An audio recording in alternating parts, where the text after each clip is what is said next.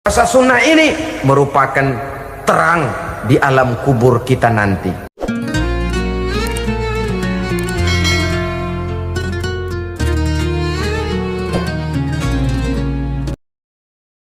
Assalamualaikum warahmatullahi wabarakatuh. Waalaikumsalam warahmatullahi wabarakatuh. Alhamdulillah wassalatu wassalamu ala sayyidina Rasulillah sayyidina wa maulana Muhammad ibn Abdullah wa ala alihi wa sahbihi wa mawala. La haula wa la quwwata illa billah, amma ba'd. Puasa sunnah ini merupakan terang di alam kubur kita nanti. Yang kedelapan, at-tasqil limizanihi, diberikan keringanan pada timbangan di hari akhirat nanti. Bahwa setelah dibangkitkan dari kubur, setiap kita akan menghadapi perhitungan, akan ditimbang segala macam kebaikan dan segala macam kejahatan yang pernah kita lakukan di dalam kehidupan. Orang yang melaksanakan ibadah puasa sunnah, at-tasqilu limizanihi, diberikan keringanan timbangan hari akhiratnya nanti. Yang kesembilan, an-najah minal bala, diberikan keselamatan dari segala macam bencana. Dan yang ke-10, as-su'ud ala darajatihi, diberikan ketinggian, naik derajatnya, derajat di dunia, lebih-lebih lagi derajat di akhirat nanti. Assalamualaikum warahmatullahi wabarakatuh. Alhamdulillahi rabbil alamin, wa bihi nasta'inu ala umurid dunya waddin.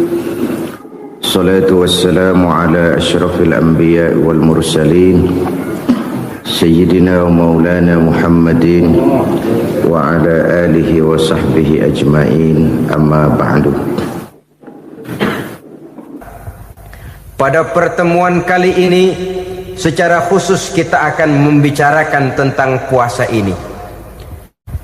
Kita akan mulai dari yang pertama, puasa sunnah. Sebagaimana yang kita maklum, sunnah adalah satu perbuatan yang apabila kita kerjakan berpahala, tapi apabila kita tinggalkan tidak merupakan dosa. Hanya saja ia merupakan barometer dan ukuran daripada orang-orang yang cinta kepada sunnah itu sendiri. Ada banyak jenis puasa sunnah ini. Yang pertama, puasa sunnah di bulan Muharram.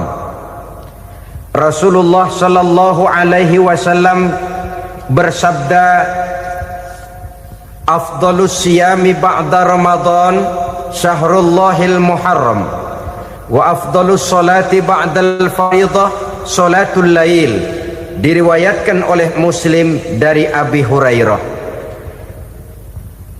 Puasa yang paling utama sesudah puasa Ramadan tidak lain adalah puasa di bulan Muharram.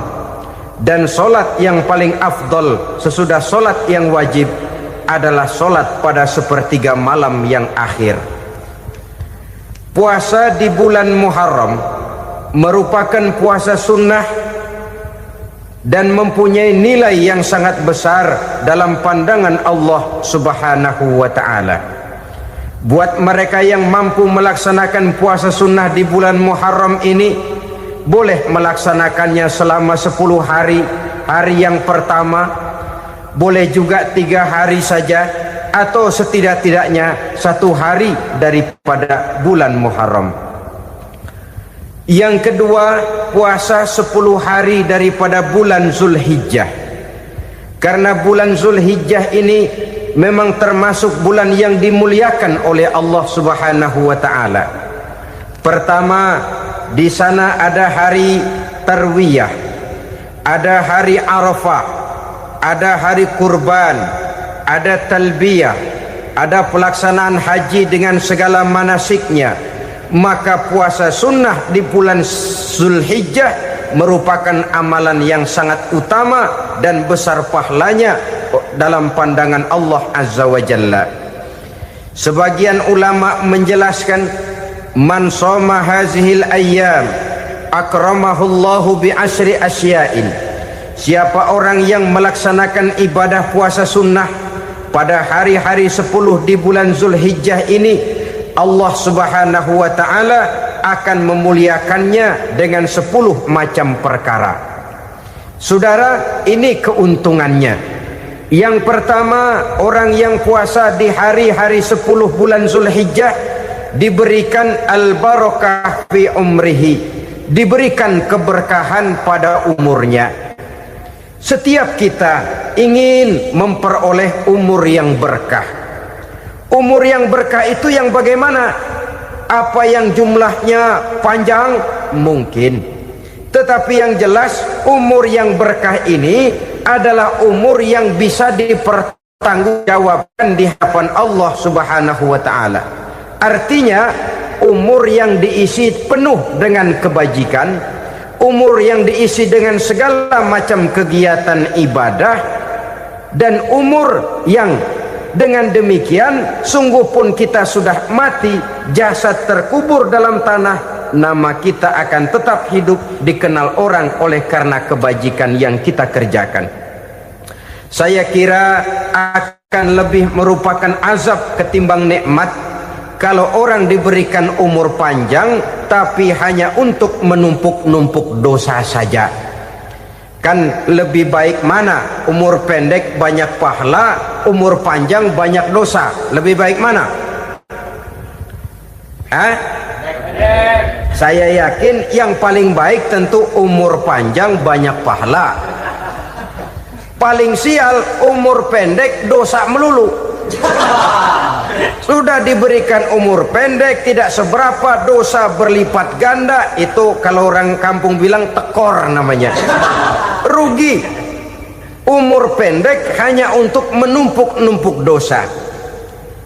Boleh jadi kalau umat-umat zaman dulu, saudara, mereka diberikan umur panjang. Nabi Adam, kita tahu Nabi Adam itu 2000 tahun umurnya. Nabi Nuh 950 tahun. Umatnya ya rata-rata segitu itu. Nah, kalau mereka misalnya punya umur 800 tahun, lalu 200 tahun mereka melakukan dosa, kan masih punya restan 600 tahun untuk taubat. Karena umurnya diberikan jatah panjang. Kita ini oleh Allah Subhanahu wa ta'ala, umat Nabi Muhammad ini umurnya pendek-pendek. Kalau nyontoh Nabi 63 tahun saja. Kalau diberikan 70 tahun umur kita sekarang, itu sudah dapat jatah lebih 7 tahun. Alhamdulillah bahwa Allah memberikan saat-saat, waktu-waktu, tempat-tempat yang punya nilai istimewa, sehingga umur yang pendek ini bisa bernilai panjang, nilai ibadahnya bisa bernilai pahala seperti umat yang berumur panjang dahulu itu. Karena itu manfaatkan umur dengan baik, dan salah satu keberkahan daripada umur akan datang dengan melaksanakan ibadah puasa sunnah. Ini yang pertama. Yang kedua, az-ziyadatu fi malihi, berikan tambahan hartanya, menjadi orang kaya. Kaya apa? Kaya hati setidak-tidaknya. Karena dengan tekun dan rajin melaksanakan ibadah puasa, yang segera tertanam dalam jiwa seseorang merasakan cukup di dalam kehidupan. Itulah dia orang yang paling kaya, orang yang hidupnya paling cukup. Kalau orang sudah merasa cukup dalam hidupnya, maka itulah dia orang yang kaya.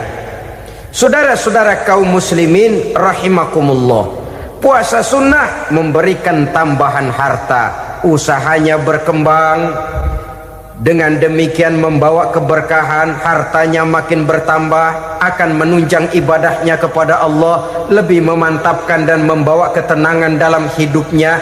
Itu termasuk berkahnya melaksanakan puasa sunnah itu.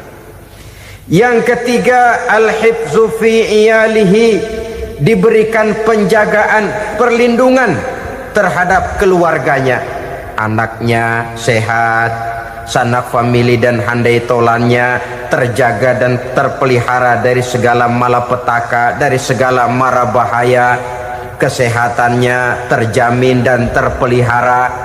Itu sudah merupakan modal yang sangat besar di dalam kita mengarungi kehidupan. Sebab rasanya sulit untuk bahagia, duit kita banyak sekali, usaha kita selalu mendatangkan untung yang berlipat ganda, tapi sebentar-sebentar anak kita sakit, yang ampek, yang korengan, yang kena musibah, ndak tak karu-karuan sakit, berobat sampai jutaan rupiah. Itu kan sudah tidak membawa kebahagiaan. Uang masuk yang begitu banyak jumlahnya, habis akhirnya untuk berobat saja. Sebenarnya hitung-hitung ya seri-seri juga. Usaha berhasil, duit banyak, habis untuk berobat. Lah sama juga saudara-saudara. Jadi dengan demikian, biar duit kita banyak, asal keluarga pada sehat saja, udah enak bener itu. Duit banyak, ekonomi cukup, keluarga sehat, nikmat rasanya menjalani kehidupan ini. Yang kiamat sudah duit kagak barang seperak, keluarga ampek semua. Kiamat sudah. Saudara hadirin yang saya hormati, jadi yang ketiga, Allah memberikan pemeliharaan terhadap keluarganya. Satu kali orang dipelihara Allah, tidak satu kekuatan pun yang bisa mencelakakan. Satu kali orang disengsarakan Allah, tidak satu tenaga pun yang mampu menyelamatkannya. Itulah sebabnya perlindungan Allah, pemeliharaan Allah terhadap diri dan keluarga sangat kita perlukan di dalam kehidupan ini. Dengan melaksanakan ibadah puasa, kita mendekatkan diri kepada Allah. Dengan dekat kepada Allah, maka Allah pun dekat kepada kita. Sehingga dalam hadis qudsi dikatakan, ta'arraf ilallahi firraha ya'rifka fi syiddah. Ingatlah kepada Allah di waktu kamu senang, agar Allah ingat kepada kamu di waktu kamu susah. Yang kita laksanakan kadang-kadang sebaliknya. Waktu susah kita ingat Allah, waktu senang kita lupa Allah. Akhirnya nanti pada waktu kita melarat, kebelangsak, susah dan sebagainya, pertolongan tidak akan datang kepada kita. Benar, ta'arraf ilallah firraha ya'rifka fi syiddah.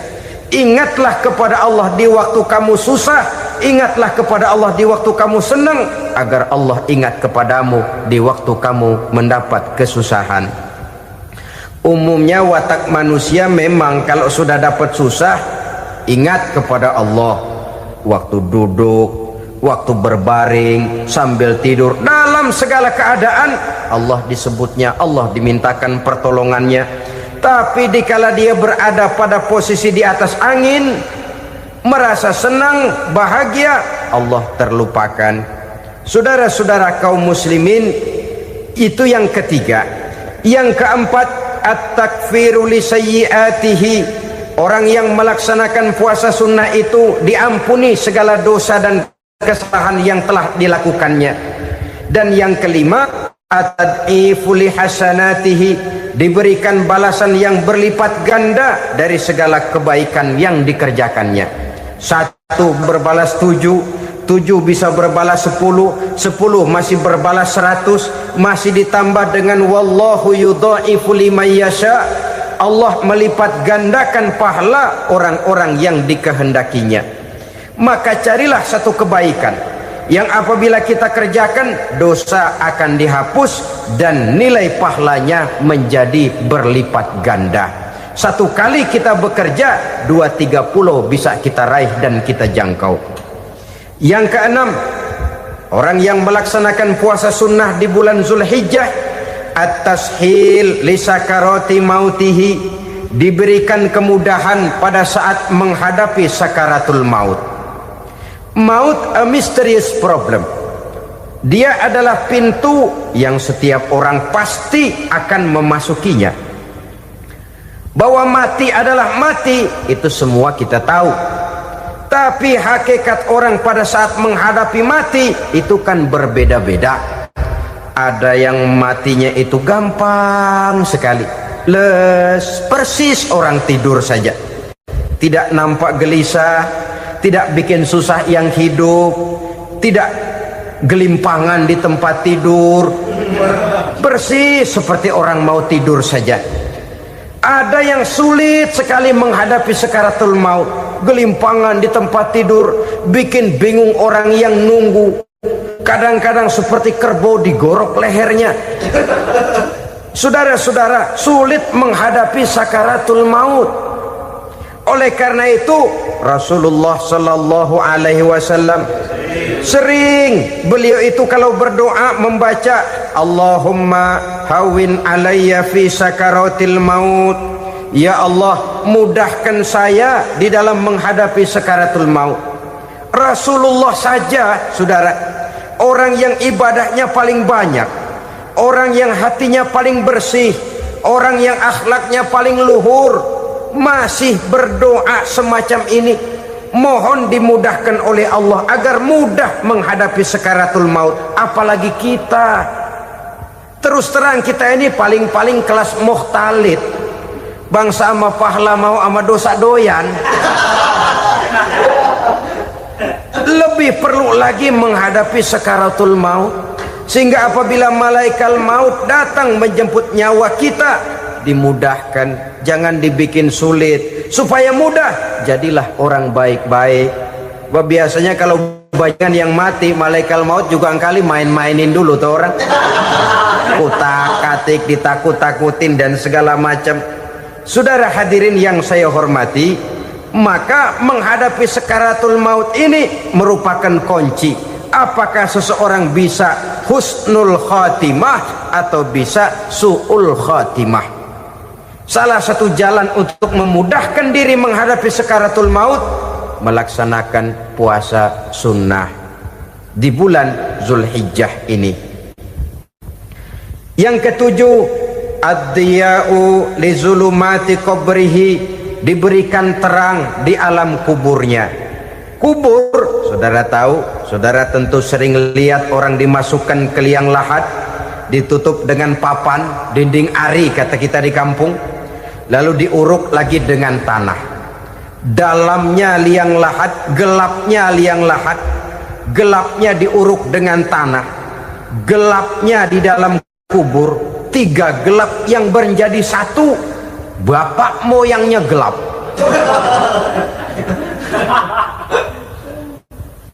Puasa sunnah ini merupakan terang di alam kubur kita nanti.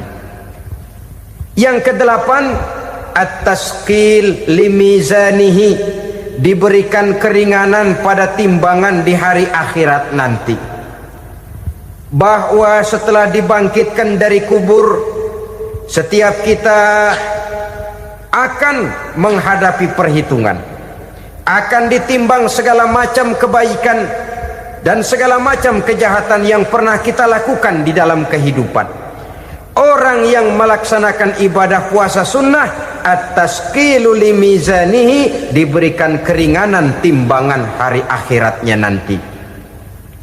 Yang kesembilan, an-najah minal bala, diberikan keselamatan dari segala macam bencana. Dan yang ke-10, as-su'ud ala darajatihi, diberikan ketinggian, naik derajatnya, derajat di dunia, lebih-lebih lagi derajat di akhirat nanti.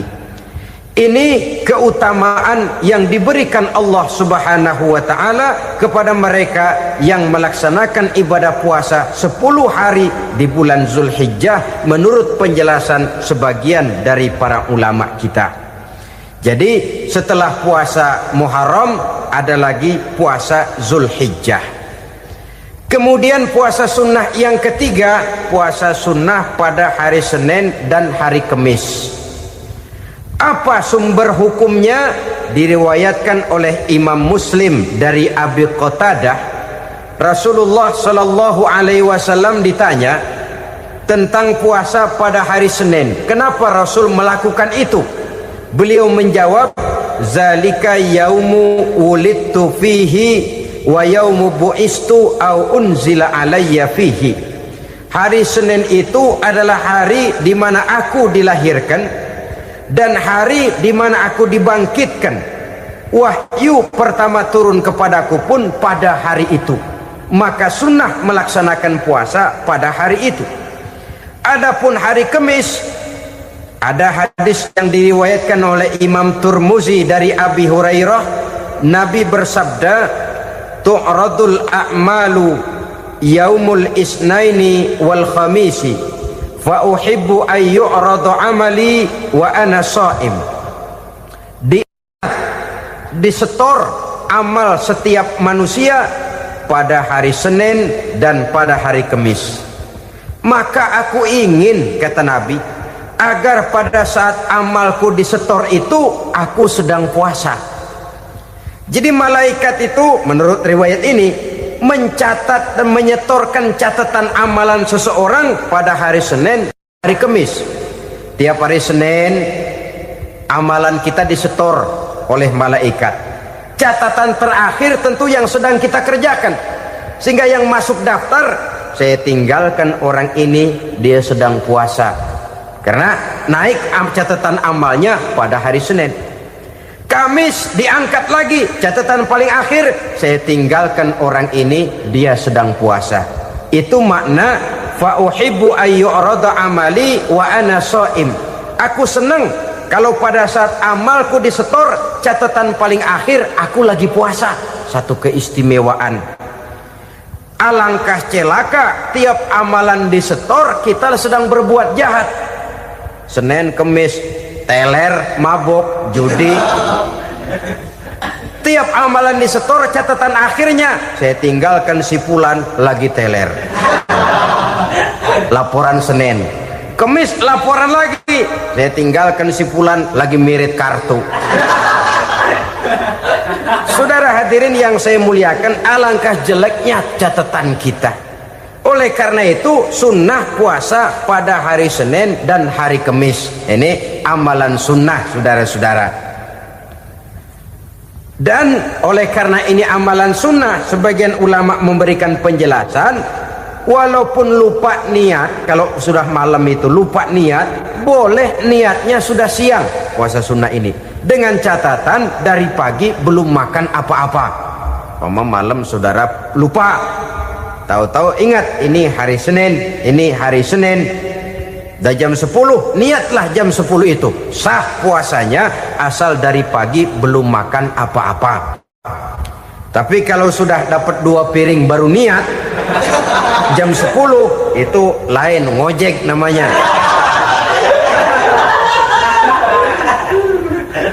Jadi puasa sunnah yang ketiga, puasa pada hari Senin dan hari Kamis. Yang keempat, puasa jenis sunnah yang keempat, puasa 6 hari di bulan Syawal. Diriwayatkan oleh Imam Muslim dari Abi Ayyub bahwa Nabi bersabda, man shoma ramadhana summa atba'ahu sittan min Syawal kana kasyamid dahri. Barang siapa yang berpuasa di bulan Ramadan kemudian diikutinya dengan 6 hari di bulan Syawal, maka dia seolah-olah seperti orang yang berpuasa 1 abad lamanya. Allahu Akbar. Demikian besar keuntungannya. 6 hari di bulan Syawal sama dengan orang yang berpuasa 1 abad lamanya. Ini fadailul a'mal, saudara-saudara. Jangan diartikan karena memang sudah puasa 6 hari bulan Syawal, Ramadan tahun depannya lantas nggak puasa. Kenapa? Ukurannya sudah 1 abad. Bukan itu pengertiannya. Ini mendorong orang memberikan ganjaran pahala yang sedemikian besar. 6 hari setelah Ramadan, artinya di bulan Syawal. Tidak pada hari pertama Syawal, karena haram hukumnya berpuasa pada hari fitri itu. 6 hari di bulan Syawal. Tinggal lihat yang mampunya saja.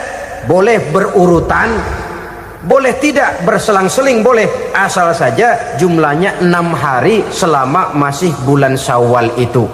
Hari ini 3 hari lagi, 4 hari lagi, diselang-seling atau berurutan, itu juga lebih baik. Puasa sunnah 6 hari daripada bulan Syawal. Kemudian yang kelima, puasa sunnah 3 hari pada setiap bulan. 3 hari pada setiap bulan. Diriwayatkan oleh Imam Bukhari dan Muslim dari Abi Hurairah. Abi Hurairah bercerita, "Ausani khalili sallallahu alaihi wasallam bisalasin." Kekasih saya Rasulullah berwasiat kepada saya, memesankan benar-benar kepada saya untuk melaksanakan 3 amalan yang terpuji. Pertama, siyamu salasati ayyamin min kulli syahrin. Puasa 3 hari dalam setiap bulan. Ini wasiat yang pertama. 3 hari pada setiap bulan. Tidak peduli bulan apa saja. Dalam artian ya bulan menurut perhitungan Islam ya. Muharram, Safar, Rabiul Awal, Rabiul Tsani, Jumadal Ula, Jumadil Akhir, Rajab, Sya'ban, Ramadan, Syawal, Zulqa'dah, Zulhijjah dan selanjutnya. 3 hari pada setiap bulan. Tanggalnya tanggal berapa saja. Lebih utama pada yang disebut Yaumul Bid, yaitu hari-hari di mana bulan menunjukkan purnama. Tanggal 13, tanggal 14 dan tanggal 15 pada setiap bulannya itu disunahkan melaksanakan puasa. Itu wasiat pertama, puasa 3 hari pada setiap bulan. Wasiat yang kedua, waraqatai duha, melaksanakan sholat duha sekurang-kurangnya 2 rakaat. Itu wasiat yang dipesankan benar kepada saya, kata Abi Hurairah. Pertama, puasa 3 hari pada setiap bulan. Yang kedua, usahakan jangan meninggalkan 2 rakaat minimal daripada sembahyang duha. Kita tahu sembahyang duha itu sembahyang sunnah di waktu pagi seketika matahari naik sepenggalahan. Sekurang-kurangnya 2 rakaat, sebanyak-banyaknya 8 rakaat. Di antara fadilah atau keutamaan daripada sholat duha ini yaitu menyangkut masalah rezeki dan usaha. Kemudian wasiat yang ketiga, wa an utira qabla an anama. Beliau sangat berwasiat kepada saya untuk sholat witir sebelum tidur. Artinya sholat malam sebagai amalan sunnah di dalam kehidupan kita. Jadi saudara-saudara, dalam hidup ini kita akan selalu berbentur dengan keperluan. Kalau pada suatu saat kita sudah sampai kepada tahap berpikir ini keperluan saya, tentu hal-hal semacam ini akan kita kerjakan. Kita belum tergerak melaksanakan ini semua oleh karena barangkali kita merasa belum memerlukannya. Karena itu marilah kita berusaha di samping melaksanakan puasa yang wajib juga melaksanakan puasa yang sunnah di dalam kehidupan kita. Ini jenis puasa-puasa yang sunnah. Kemudian yang kedua, ada macam puasa yang disebut puasa nazar. Hukum pelaksanaannya wajib apabila nazarnya sudah terwujud. Puasa nazar, puasa yang dikaitkan dengan suatu persoalan. Umpamanya, kalau saya lulus ujian, saya akan puasa 1 minggu lamanya. Begitu ujiannya ternyata lulus, dia wajib bayar nazarnya. Puasa 7 hari, tidak lagi sunnah tapi wajib karena dia nazarkan. Asal saja tidak sah nazar kepada yang makruh apalagi kepada yang haram. Umpamanya nazar kalau tembus 6 nomor mau puasa 3 hari. Itu nazar semacam itu bukan saja tidak sah tapi haram hukumnya. Tidak boleh nazar kepada yang makruh apalagi kepada yang haram. Jadi apabila maksud yang sudah kita niatkan tercapai, wajiblah nazar itu dibayar, yaitu kalau nazarnya sunnah melaksanakan ibadah puasa. Saudara-saudara kaum muslimin rahimakumullah. Jenis puasa yang ketiga kita kenal dengan puasa wajib. Dan ini kita laksanakan pada bulan suci Ramadan. Tentang teknis pelaksanaan ibadah puasa di bulan Ramadan sudah pernah saya bicarakan pada pertemuan tentang Ramadan dan Idul Fitri. Pada kesempatan ini saya hanya ingin mengajak bahwa di dalam melaksanakan ibadah puasa Ramadan ini, marilah kita mengadakan evaluasi. Kenapa demikian? Barangkali secara jujur, walaupun agak berat, saya masih harus berkata, masih banyak di antara kita umat Islam yang di dalam melaksanakan suatu ibadah terjebak dalam rutinitas ritual. Apa itu rutinitas ritual? Itu bahasa susah. Berhubung saya tidak ingin bicara yang susah-susah, kita bicara yang mudah-mudah saja. Maksud saya, banyak di antara kita umat Islam yang di dalam melaksanakan suatu ibadah itu hanya dengan prinsip asal sekadar gugur kewajiban saja. Akibatnya, sampai sejauh mana ibadah itu berhasil membentuk kepribadian diri kita jarang mengadakan evaluasi dan penilaian. Solat yang penting gugur kewajiban. Puasa yang penting sudah gugur kewajiban. Haji yang penting sudah gugur kewajiban. Maka jangan heran kalau itu yang jadi prinsip, ibadah lantas tidak punya dampak dalam membentuk kepribadian diri. Banyak orang yang rajin sholat tapi munkarnya jalan terus. Sampai kadang-kadang kita bingung, yang sembahyang dia, yang nyolong dia. Puasanya kelihatannya tekun tapi tidak punya kepekaan sosial. Sama yatim piatu bersifat masa bodoh, sama fakir miskin malah gemes. Tidak lantas tumbuh kepekaan sosial walaupun dia sudah ikut merasakan tidak enaknya lapar dan haus.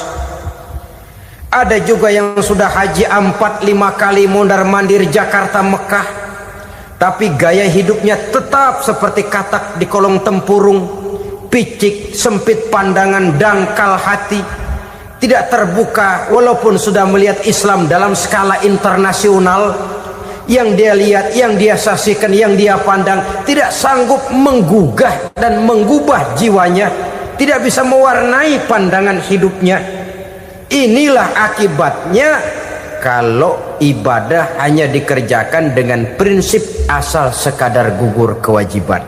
Hasilnya yaitu tadi, hajinya cuma menang topi putih sama serban. Sholatnya cuma prinsip asal gugur kewajiban. Begitu juga puasanya, begitu juga zakatnya dan ibadah-ibadah lainnya. Bukan tanpa satu maksud. Jikalau Allah Subhanahu wa ta'ala memerintahkan kita melaksanakan ibadah puasa di bulan suci Ramadan, bahkan maksud itu sangat pada penghujung ayat yang memerintahkan kita puasa. Ya ayyuhallazina amanu kutiba alaikumus syiyam kama kutiba alal ladzina min qablikum la'allakum tattaqun. Orang yang beriman diwajibkan atas kamu berpuasa, telah diwajibkan juga kepada orang-orang yang sebelum kamu, la'allakum tattaqun, agar kamu dengan puasa itu menjadi manusia yang bertakwa kepada Allah Subhanahu wa ta'ala. Dengan kata lain, berhasil atau tidak puasa Ramadan kita ini akan nampak takwa kita meningkat atau tidak setelah kita melaksanakan ibadah puasa. Sehingga kalau orang mengatakan Ramadan itu merupakan month of training, bulan latihan, keluar latihan tentu harus semakin naik dan baik gaya kehidupan kita. Jadi tujuan utama daripada pelaksanaan ibadah puasa adalah untuk membentuk manusia yang bertakwa. Nah, takwa itu Kata Imam Qusairi, hurufnya ada 4. Ta, qaf, wawu, ya. Masing-masing huruf ini simbol dari pribadi orang yang bertakwa, bina dan dibentuk oleh pelaksanaan puasanya. Mari kita lihat. Huruf ta adalah lambang dari sifat tawadhu, rendah hati. Orang yang bertakwa, orang yang tidak mempunyai sifat sombong. Puasa menanamkan kita kesadaran terhadap kelemahan, terhadap keterbatasan, terhadap segala ketidakmampuan yang kita miliki. Ya Allah, baru sehari nggak kena makan, nggak kena minum, sudah begini lemesnya.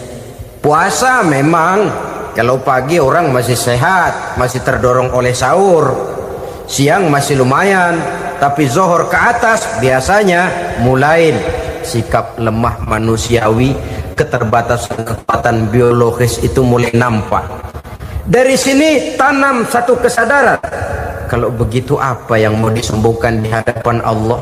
Kaya, siapa sih orang paling kaya? Ilmu, siapa sih orang paling pintar?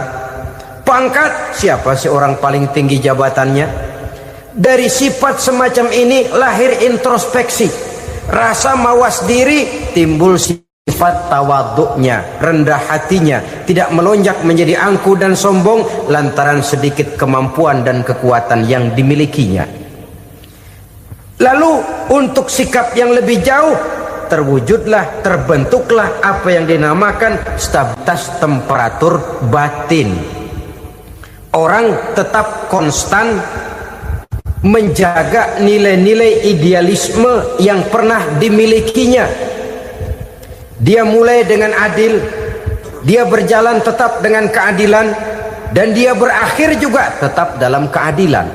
Jangan mulainya adil, tengahnya setengah adil, di akhirnya malah zolim sama sekali. Ini tidak punya stabilitas temperatur batin. Kan banyak orang begitu toh.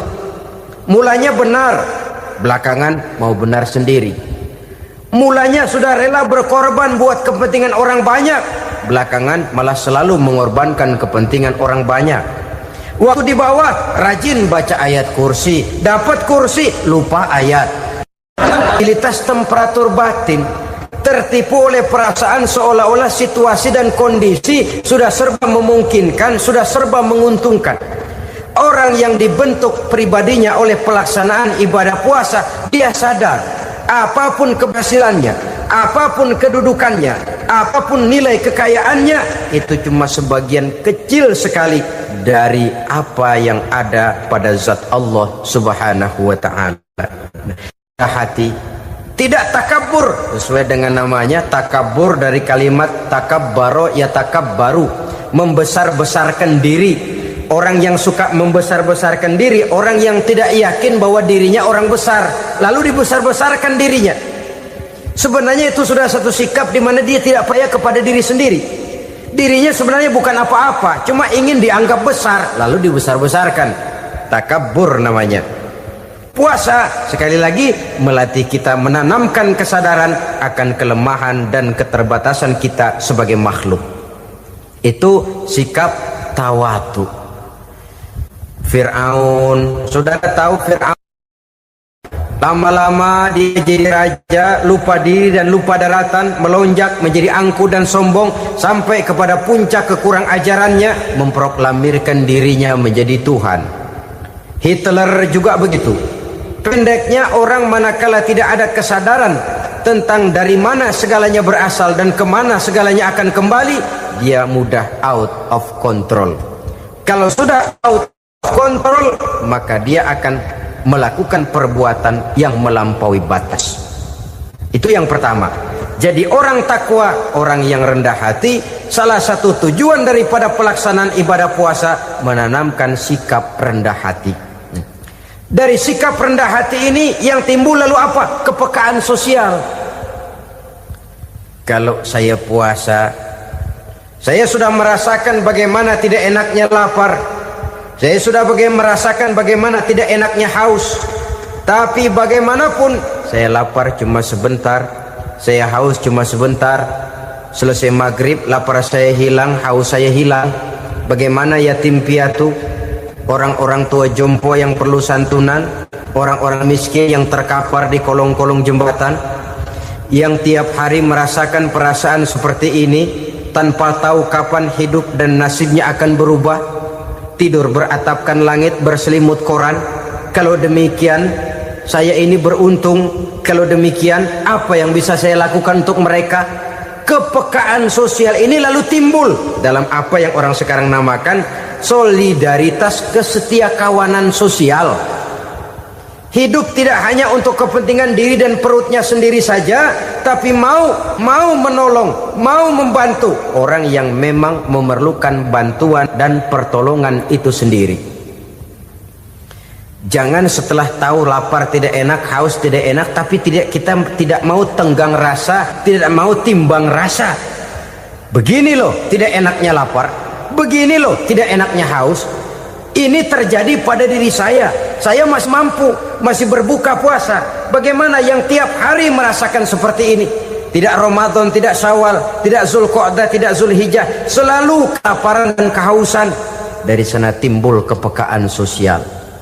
Lalu lahirlah sikap pemurah, dermawan, mau menoleh ke kiri dan ke kanan. Bahkan Al-Quran itu sampai mengancam betul. Ara'aital ladzi yukadzibu bid-din fadzalika allazi yad'ul yatim wa la mendustakan agama. Islam mendustakan Islam. Solat dia tapi mendustakan solat, puasa dia tapi mendustakan puasa. Siapa mereka itu? Fadzalikal ladzi yad'ul yatim. Merekalah orang-orang yang meninggalkan anak-anak yatim. Wa la yahuddu ala ta'amil miskin, dan tidak pernah memberi pertolongan, tidak memerintahkan memberi makan kepada fakir miskin, walaupun dia berada pada posisi dan kondisi yang memang dia mampu. Nah, kalau dia tidak mampu itu lain soal. Dia mampu, dia tahu, dan dia diam saja. Itu termasuk yukadzibu biddin, orang-orang yang mendustakan agama. Berlindung kita kepada Allah, jangan sampai termasuk ke dalam kelompok itu. Yang kedua saudara, huruf takwa itu qaf. Qaf adalah lambang dari sifat qanaah. Qanaah artinya merasa cukup. Puasa melatih kita untuk bersikap cukup dalam hidup. Kalau kita perturutkan menjelang saat berbuka, menunggu waktu berbuka, istilah orang di Jawa Barat ngabuburit katanya, kita menunggu saat berbuka, segalanya saja ingin kita beli, segalanya saja ingin kita minum, semuanya saja ingin kita makan. Sebab nafsu sudah begitu berupa, perut sudah sedemikian lapar, kerongkong sudah sedemikian haus, rasanya semuanya saja ingin kita telan. Tapi tahukah kita bahwa setelah maghrib berbunyi, berapa banyak yang kita makan, berapa banyak yang kita minum? Sesuaikah dengan keinginan kita tadi siang? Tadi siang semuanya ingin kita makan, tadi siang semuanya ingin kita minum. Setelah berbuka, berapa banyak yang kita makan, berapa banyak yang kita minum? Itulah kehidupan. Segalanya ingin kita kuasai, segalanya ingin kita punyai, tapi berapa sih yang benar-benar kita perlukan? Maka orang kaya adalah orang yang hidupnya cukup. Orang miskin hakikat yang selalu merasa kurang.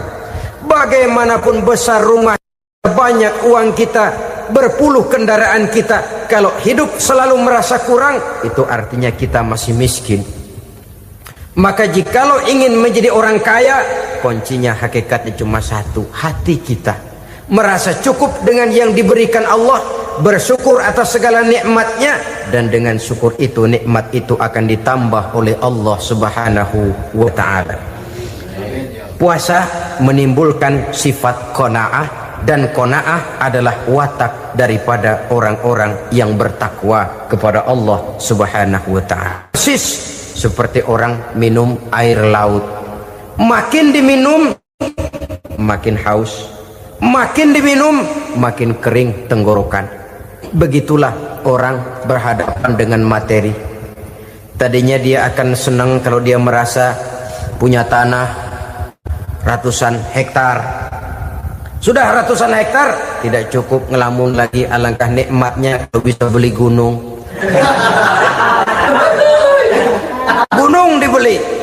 Sudah punya gunung, lihat laut. Aduh, kalau laut juga bisa dibeli, beli lagi laut. Sudah punya laut, lihat ke atas langit, ada yang jual apa enggak ya?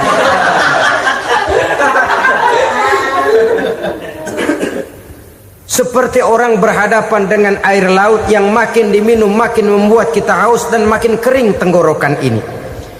Maka itu harus dihentikan. Sikap untuk menghentikan itu tidak lain adalah dengan sifat qanaah itu tadi. Merasa cukup dengan apa yang diberikan Allah, mensyukuri nikmatnya. Itu yang kedua. Yang ketiga, pada kalimat takwa ada huruf wawu. Wawu adalah simbol dari sifat wara dengan ain. Wara, orang yang terpelihara dirinya baik dari yang syubhat, lebih-lebih dari yang haram. Syubhat, saudara tahu, barang yang remeng-remeng. Tapi sungguh pun remeng-remeng, kira-kira prosentasenya 70-30. 70% haram, 30% kemungkinan halalnya. Maka yang syubhat lebih baik dijauhi daripada diambil. Orang yang punya kepribadian wara, dirinya terpelihara, jangankan dari yang haram, dari yang syubhat saja dia sanggup menjaga dan memelihara dirinya. Oleh karena itu saya heran kalau orang di bulan Ramadan dia sanggup menjaga diri di waktu siang dari jenis makanan yang halal, dari jenis minuman yang haram. Ada tahu nganggur di meja siang, enggak dia makan. Ada air teh nganggur di meja siang, enggak dia makan. Padahal itu jenis makanan dan minuman yang halal. Tapi ketika datang maghrib, dia berbuka dengan makanan yang dibeli dari uang yang dihasilkan dengan cara yang haram. Bukankah itu sesuatu yang terbalik? Bukankah dengan demikian sudah tidak lagi menimbulkan sikap yang bisa memelihara dan menjaga kepribadian diri? Orang yang membiasakan diri terpelihara dari yang syubhat apalagi yang haram, maka baik yang dipakainya, yang diminumnya, yang dimakannya terdirilah dari barang-barang yang baik yang dihalalkan oleh agama. Wara. Kemudian yang keempat, pada huruf kalimat takwa ada huruf yakin. Huruf ya simbol dari sifat yakin. Orang yang puasa dibentuk kepribadiannya mempunyai satu keyakinan yang tangguh, dan keyakinan adalah ciri daripada orang yang takwa. Kita lihat yang dipanggil melaksanakan ibadah puasa ini kan iman, karena memang sulit untuk melaksanakan puasa kalau tidak iman yang jadi dasar. Setidaknya seperti sudah pernah saya sampaikan, ibadah puasa ini memang sulit terkena penyakit show. Kalau kita sholat barangkali terangsang karena kelihatan orang lain. Kalau kita pergi haji mungkin jadi sugesti karena orang banyak tahu. Kalau kita bayar kita jadi terangsang karena banyak orang lihat. Tapi kalau sudah puasa, puasa itu kan yang tahu cuma kita dan Allah saja. Ya kita sholat, orang lain lihat, kita jadi rada semangat. Kita pergi haji, orang lain banyak ngantar, kita semangat. Kita bayar zakat, orang lain banyak saksikan, kita bersemangat. Tapi kita puasa, siapa yang mau nyaksiin kita puasa? Siapa yang mau memuji kita puasa? Siapa yang mau menyanjung kita puasa? Itu cuma urusan kita dan Allah. Oleh karenanya dasar daripada pelaksanaan ibadah yang haus mencekik tenggorokan, segalanya jadi nikmatan. Tidak ada kerja yang lebih indah selain kerja yang didasarkan kepada satu keyakinan bahwa yang kita kerjakan itu adalah sesuatu yang benar. Dalam hal ini sesuatu yang diperintahkan oleh Allah Subhanahu wa taala kepada kita. Saudara-saudara kaum muslimin rahimakumullah, demikianlah titik evaluasi kita. Jangan berpuasa hanya dengan prinsip asal sekadar menggugurkan kewajiban saja, yang akan berakibat Ramadan tahun ini berakhir begitu, Ramadan terjebak menjalani rutinitas ritualnya saja. Bahkan kadang-kadang yang nyata betul, Nabi menganjurkan tingkatkan ibadah pada 10 hari yang akhir di bulan Ramadan, tanggal 20 sampai akhir Ramadan. Yang kita praktekkan malah kegiatan ibadah kita justru menurun pada 20 Ramadan yang akhir. Coba lihat 20 Ramadan ke atas, itu pasukan tarawih paling kelas 60-70 tahun ke atas.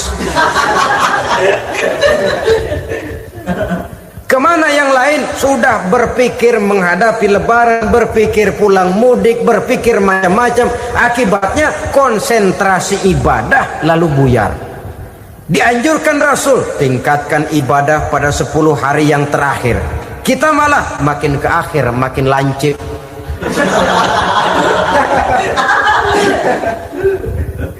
Saudara-saudara kaum muslimin rahimakumullah, kita terjebak oleh sesuatu yang sementara, oleh sesuatu yang bersifat kulit, lalu meninggalkan isinya. Padahal jikalau kita tidak mengisi Ramadan dengan kegiatan ibadah, berarti kita tidak keluar dari Ramadan dengan jiwa yang baru, yang sudah ditempa oleh pengalaman ibadah di bulan Ramadan.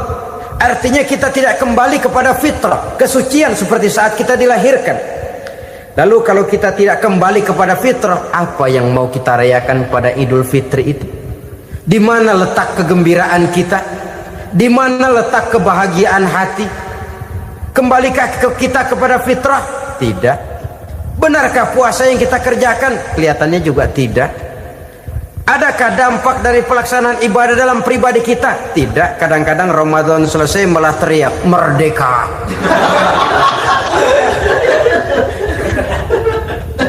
Kalau tadinya Ramadan dia merasa terhalang, mau keluar siang, mau makan siang, bulan puasa, mau minum siang, bulan puasa, mau gandengan, bulan puasa. Ramadan selesai, kibarin bendera, teriak merdeka. Lalu kembali merajalela. Saudara-saudara, dampaknya tidak akan kelihatan. Padahal puasa yang baik, la'allakum tattaqun, membentuk manusia yang bertakwa kepada Allah Azza wa Jalla. Nah, sekarang apa kemudahan dan keistimewaan yang akan diberikan Allah kepada mereka yang sampai kepada tingkat takwa ini? Al-Quran menjelaskan, pertama, may yattaqillaha yaj'al lahu makhraja. Barang siapa yang bertakwa kepada Allah Subhanahu wa taala, maka dia akan diberikan makhraja. Makhraja itu jalan keluar dari segala macam kesulitan. Jalan keluarnya ada saja. Menurut ukuran kemampuan dia tidak mungkin, mustahil, tidak bisa, mana mungkin. Tapi pada waktunya ada saja jalan keluarnya. Termasuk jenis yang yaj'al lahu makhraja. Orang yang bertakwa kepada Allah selalu diberikan jalan keluar dari segala kesulitan yang dihadapinya. Siapa sih orangnya yang tidak pernah sulit dalam hidup ini? Siapa orang yang tidak pernah mengalami kesulitan? Tapi kadang orang menilai, itu kelihatannya hidupnya enak aja ya, kayaknya nggak pernah mengalami kesulitan. Sebenarnya bukan tidak pernah mengalami kesulitan, Allah selalu memberikan jalan keluar dari segala kesulitan yang dihadapinya. Lah kalau Allah yang memberikan jalan keluar, tentu sangat mudah sekali. Orang yang bertakwa diberikan jalan keluar dari segala macam kesulitan. Satu. Yang kedua, wa yarzuqhu min haitsu la yahtasib. Dia akan diberikan rezeki oleh Allah dengan jalan yang tidak disangka-sangka. Rezekinya datang dengan cara yang tidak disangka-sangka. Gajinya mungkin kecil, tapi penghasilannya gede. Kan itu yang penting. Gaji dan penghasilan kan lain tuh. Boleh jadi gaji kecil, asal penghasilan gede kan nikmat hidup itu. Nah, penghasilan ini ada yang bisa kita perkirakan. Bisa kita perkirakan. Misalnya gaji itu tadi. Kalau saya kerja, gaji saya begini. Ada rezeki yang masuk min haitsu la yahtasib. Tidak kita sangka-sangka. Tidak kita duga-duga, tahu-tahu ada saja rezeki. Datang orang bawa persoalan yang mendatangkan hasil. Sebab rezeki, jodoh, maut memang seperti bayangan. Kita uber-uber dia lari, kita diem dia diem. Kan gemesin itu. Bayang-bayang itu begitu. Kita kejar, dia lari. Rezeki juga begitu. Kita diem, dia diem. Setengah mati yang namanya rezeki kita cari, kita uber, ngobek sampai ratusan bohong kita kerjain. Tapi memang belum waktunya, ya sulit untuk tembus. Tapi kadang-kadang giliran kita nongkrong di rumah, datang orang bawain rezeki. Itulah yang namanya rezeki. Tapi ini untuk orang yang bertakwa. Kalau tidak punya kredibilitas takwa, jangan lalu pakai ayat ini. Diberikan Allah dengan rezeki dengan jalan yang tidak disangka. Kan ada ayatnya dah, kita mah manteng aja di rumah dah. Ntar juga tuh rezeki datang. Ini fasilitas yang diberikan kepada orang yang wa may yattaqillah, bertakwa kepada Allah, yarzuqhu min haitsu la yahtasib, diberikan rezeki dengan cara yang tidak disangka-sangkanya. Maka kadar ketakwaan jangan membuat kita buruk sangka. Tuh orang ya nggak kemana-mana, duitnya ada aja. Kalau dia takwa, Allah berikan jalan keluar. Yang lantas ngelihat kiai orangnya ahli ibadah, ilmunya tinggi, akhlaknya luar biasa, takwanya tinggi, rezekinya lancar, lalu husnuzon nih kiai nggak kemana-mana, duitnya banyak, miara tuyul kali ini. Itu termasuk jaminan Allah yang masuk kategori min haitsu la yahtasib. Yang ketiga, yaj'al lahu min amrihi yusra, dimudahkan segala urusannya. Dimudahkan segala urusannya. Kemudian yang keempat, yukaffir anhu sayyiatihi wa yu'azzim lahu ajra, diampuni segala kesalahannya dan dibesarkan pahala kebaikan yang dikerjakannya. Maka mudah-mudahan puasa yang kita kerjakan mengantarkan kita kepada ketakwaan kepada Allah, dan takwa membuka janji Allah kepada kita di dalam kehidupan ini. Inilah saya percaya kepada sesuatu yang saya mengerti, sesuatu yang boleh dipelajari sejak TK sampai perguruan tinggi, sejak anak-anak sampai kakek nenek. Saya bukan percaya kepada sesuatu yang saya tidak mengerti tapi yang harus saya percaya. Saya justru percaya kepada sesuatu yang memang saya mengerti. Saudara-saudara, demikianlah bahwa Tuhan dalam Islam adalah Tuhan yang terbuka, rasional, boleh dipelajari sejak kakek-kakek sampai anak-anak, sejak TK sampai kepada perguruan tinggi. Lalu yang kedua, masih menurut kata dia, saya adalah pengagum Amerika, dia bilang, sebagai penegak hak-hak asasi manusia, sebagai pahlawan demokrasi yang pagi-pagi sudah mencanangkan di dalam dia punya Declaration of Independence bahwa semua manusia dilahirkan sama. All men are created equal. Saya kagum dengan itu. Sampai pada satu saat, menurut cerita dia, saya berada di New York. Saya mau masuk sebuah restoran. Saya tertegun ketika saya akan masuk. Di pintu restoran itu tertulis white only. White only. Hanya melayani kulit putih. Artinya, sing kulite ireng minggir. Saya gelo, saya nelongso, bahasa Inggrisnya.